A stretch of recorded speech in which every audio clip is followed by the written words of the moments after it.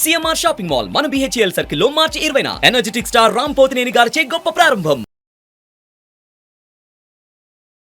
అందరికీ నమస్కారం. ముందుగా ప్రేక్షకులందరికీ క్రోధినామ సంవత్సర ఉగాది పండుగ శుభాకాంక్షలు. అయితే ఉగాది పండుగ అనగానే మనందరం కూడా ఈ సంవత్సరం మొత్తం మన రాశి ఫలాలు ఎలా ఉన్నాయి, ఈ సంవత్సరంలో మనకి ఆదాయం ఎంత ఉంది, వ్యయం ఎంత ఉంది, ఇవన్నీ కూడా డీటెయిల్డ్గా తెలుసుకోవాలని చాలా ఇంట్రెస్ట్గా వెయిట్ చేస్తూ ఉంటాం కదా.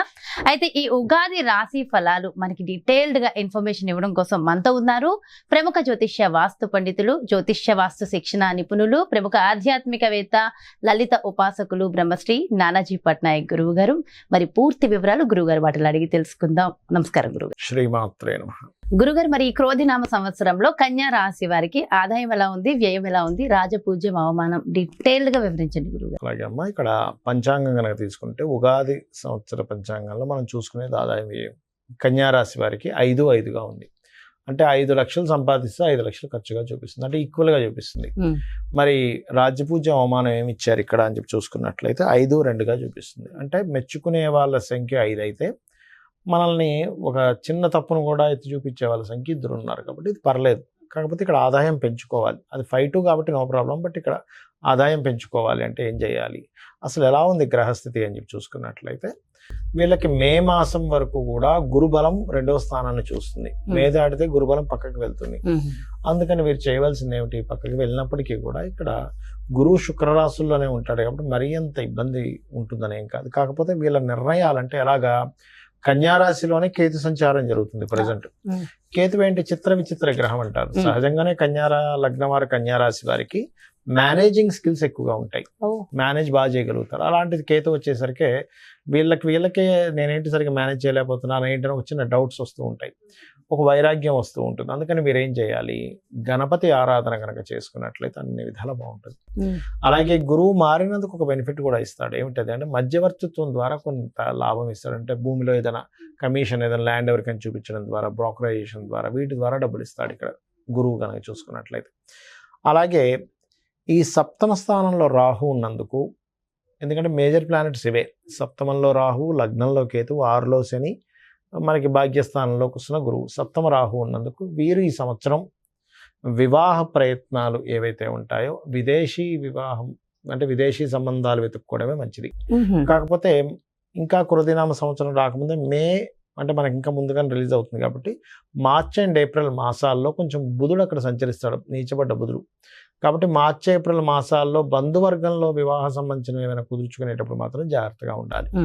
ఇది గుర్తుపెట్టుకోండి. 6లో శని ఉన్నాడు వీళ్ళకి. 6వ స్థానం శని అంటే ఏమిటంటే మనం చేసేటువంటి, చూడండి ఒక్కోసారి మనం ఏదైనా ఒక ప్రయత్నం చేస్తాం, ఒక పని చేస్తాం, దీనికి ఇంత కర్మ ఫలితం ఇంత రావాలి అంటాం. 6లో శని ఉన్నప్పుడు మీరు ఎంత ఎక్స్పెక్ట్ చేస్తారో అంత యాజ్ ఇట్ ఈస్గా వస్తుంది. అదొకటి బెనిఫిట్ అని చెప్పుకోవాలి. అలాగే ఉద్యోగ అవకాశాలు కూడా పెరుగుతాయి 6లో శని ఉన్నప్పుడు సర్వసాధారణంగా, ఎందుకంటే డైలీ లైఫ్ సంబంధించిన కారకుడు కాబట్టి అదొకటి. అలాగే మరొక విషయం ఏంటంటే ఇక్కడ దీంతో పాటు ఈ కుటుంబాధిపతి అంటే ధనస్థానాధిపతి, ధనస్థానం మీద ఉండేటువంటి గ్రహాల యొక్క స్థితి కనుక చూసుకున్నట్లయితే కొంచెం మీరు లలితా సహస్రనామాల్లో ఓం సంపత్కరీ సమారూఢ సింధుర వరజ సేవితాయ నమః అనేటువంటిది మంచి ధనయోగాన్ని ఇస్తుంది, అందులో ఎటువంటి ఇబ్బంది లేదు. అదేవిధంగా గృహాల మూలంగా, ప్రాపర్టీస్ మూలంగా ధనయోగం కూడా వీళ్ళకి ఈ సంవత్సరం చూపిస్తుంది. ఇష్టపడిన వారిని వివాహం చేసుకునేటువంటి యోగం చూపిస్తుంది. కాకపోతే ఒక్కోసారి చూడండి సేమ్ దీంట్లోనే కొంచెం వేరే దీంట్లో సంబంధాలు కుదురుతూ ఉంటాయి. అటువంటి సంబంధాలు కుదిరేటువంటి యోగం అంటే ఇంటర్ క్యాస్ట్ లాగా అనుకోండి. కొంచెం అంటే వాళ్ళ రేపు పెద్దగా ఎవరు చెప్తున్నాను. అంటే ఇక్కడ ఇంకోటి ఏంటంటే ఇన్వెస్ట్మెంట్స్ రిలేటెడ్ సంబంధించినటువంటి విషయంలో పాజిటివ్గా ఉంది చెప్పాలంటే కొంతవరకు. అయితే ఇన్వెస్ట్మెంట్స్ విషయంలో రాంగ్ ఇన్వెస్ట్మెంట్స్ జరగకుండా ఉండాలి అంటే కాస్త 12వ స్థానాన్ని శని యొక్క వీక్షణ ఉంది కాబట్టి నువ్వులు, ముఖ్యంగా తెల్ల నువ్వులు, నీలం రంగు వస్త్రం దానంగా ఇవ్వడం కానీ, గోవుకి మనకి బెల్లం ఉంటుంది, బెల్లము శనివారం నాడు పిడికెడ బెల్లం గోవుకి తినిపించినా కూడా అంటే ఇన్వెస్ట్మెంట్స్ తప్పుడు ఇన్వెస్ట్మెంట్స్ అవ్వకుండా ఉండవు. అదొకటి చూసుకోవాలి. ఉద్యోగ అవకాశాలు అయితే బాగున్నాయి, దానికి ఏం ప్రాబ్లం లేదు ఈ సంవత్సరం. వ్యాపార అభివృద్ధి కూడా మే లోపల ఎవరైనా సరే వ్యాపార సంబంధించిన ప్రారంభించుకున్నట్లయితే బాగుంటుంది. ఒకవేళ మే లోపల కుదరలేదు అనుకోండి, ఉదాహరణకి మరలా అక్టోబర్ నుంచి మిడిల్ ఆఫ్ ది అక్టోబర్ నుంచి ప్రారంభించుకోవచ్చు కావాలంటే. వీరికి ఈ యోగాలు ఉన్నాయి. కాకపోతే ఒకటే, లగ్నంలో కేతు ఉన్నందుకు ఉదయం నిద్రలేచిన వెంటనే కాస్త గణపతిని ధ్యానించుకున్నట్లయితే అన్ని విధాలా బాగుంటుంది, ఎటువంటి ఆటంకము ఉండదు. అదేవిధంగా వెంకటేశ్వర స్వామి ఆరాధన ఎక్కువగా చేయాలి. ఆలయ దర్శనం కూడా చేయాలంటారా? ఆలయ దర్శనం అంటే ఒకటేనమ్మా, ఇక్కడ అమ్మవారి ఆలయ దర్శనం చేసుకోవడం మంచిది. అలాగో వీళ్ళకి 9వ స్థానంలో గురువు ఉన్నాడు కాబట్టి దర్శనాలు చేస్తారు వీళ్ళు ఖచ్చితంగా. దేవతారాధన, దేవతా సంబంధించిన దర్శనాలు ఎక్కువగానే చేస్తారు వీళ్ళు. ఓకే, సో ఓవరాల్ గా కన్యా రాశి వాళ్ళకి కూడా చాలా బాగుంది గురుగారు, చాలా సంతోషం గురుగారు. అయితే ప్రపంచ వ్యాప్తంగా, దేశ వ్యాప్తంగా మొత్తం ఎలా ఉండబోతుంది అంటారు ఈ సంవత్సరం? ఒకటేనమ్మా, క్రోధినామ సంవత్సరానికి అధిపతి ఎవరు, అంటే ఈ సంవత్సరానికి రాజు ఎవరు అనేటువంటిది తీసుకుంటే కుజుడు అవుతాడు. కుజుడు అంటే ఫైటింగ్, గొడవలు, ఉద్యమాలు, యుద్ధాలు, వీటికి కారకుడు అనమాట కుజుడు. అందుకని అటువంటి వాతావరణం కనిపిస్తుంది. అయితే లక్కీ ఏంటంటే కాలసర్ప దోషం నుంచి గురువు బయట ఉన్నాడు, అది కొంత సేఫ్ ఇస్తుంది.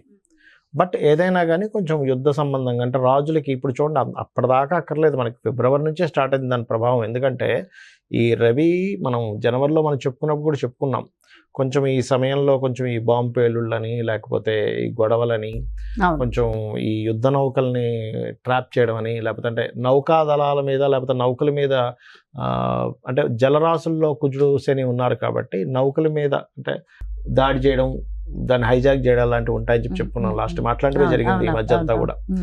అంటే ఏమిటి, ఈ సంవత్సరం ప్రత్యేకంగా కొంతవరకు ఈ యుద్ధ సంబంధించినటువంటి ఈ మనం ఊహించినటువంటి మార్పులు అనేకమైన జరుగుతాయి. అంటే అసలు లాస్ట్ మినిట్ వరకు ఇది మారదు, ఇలాగే జరుగుతుంది అనుకుంది, అది సడన్ గా మార్పు వచ్చేస్తుంది. అసలు ఎవరు ఎక్స్పెక్ట్ కూడా చేయరు, అసలు ఇలా జరుగుతుందా, ఇలాంటివి కూడా జరుగుతుంది అసలు ప్రపంచంలో అన్నట్టుగా జరుగుతుంది. అన్ని మార్పులు ఏదైనా కావచ్చు. అంటే టెక్నికల్ గా హై లెవెల్లో మార్పులు చూస్తాము, రాజకీయంగా హై లెవెల్లో మార్పులు చూస్తాము, గుర్తుపెట్టుకోండి. అసలు మోసాల లెవెల్లో కూడా హై లెవెల్లో మార్పులు చూస్తాం. సో కాస్త కేర్ఫుల్ గా ఉండాల్సిన సమయం because of Saturn Mars combination అలాంటిది. అందులో పర్టికులర్ గా మే వరకు ఈ జాగ్రత్తలు తీసుకోవాలి, మెయిన్గా మే వరకు.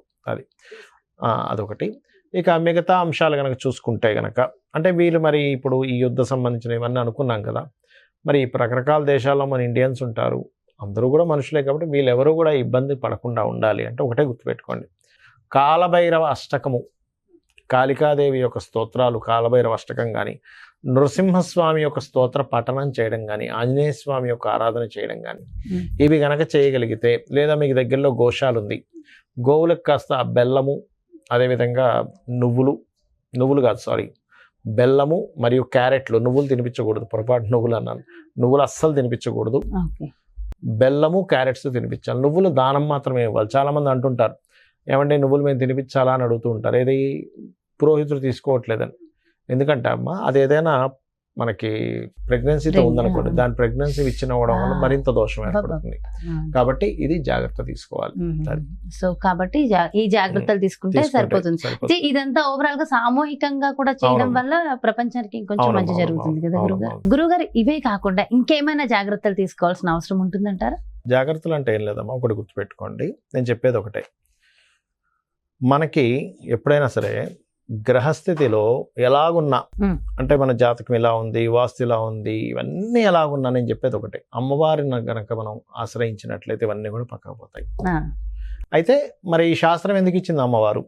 ఈశ్వరుడే స్వయంగా కూడా జ్యోతిష్ శాస్త్రాన్ని ఇచ్చాడు కదా, మనం చెప్పుకుంటూ ఉంటాం కొన్ని వాటిల్లో, మహర్షుల ద్వారా మనకు అందించాడని. మరి ఆ పరమేశ్వరుడు ఎందుకు అందించాడంటే మనకు ఒక జాగ్రత్త చూసుకోవడానికి, ఒక రూట్ మ్యాప్ లాగా మనం ఒక తయారు చేసుకుంటున్నాం.